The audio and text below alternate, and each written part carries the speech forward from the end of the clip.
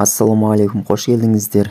Тіркеліп, комментарий жаза кетіңіздер. Ал ендеше өзіміздің пікірімізді айтайық. Райымбек Бақтыкеров Алматыда берген ән кешінде Еркенің ұлы Мүсіліммен сахнаға шығып, бірге ән шырқады деп хабарлайды.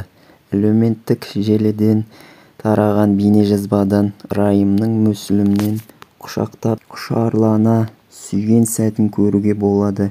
Өнер иесінің бұл әрекеті желі қолданушылардың сүйсіндіреді. Өзгенің баласын бауырына басқан жігіттен айналасың ғой. Райымды құрметтеймін.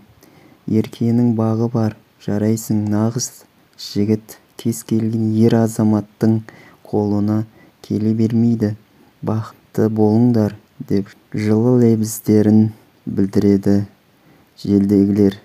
Райым ән кешінің сүйіктісі Еркені күтпеген тосын сый жасады. Ән Еркемен түскен суреттен үлкен экранға шығып, үлкен сезімін білдіреді.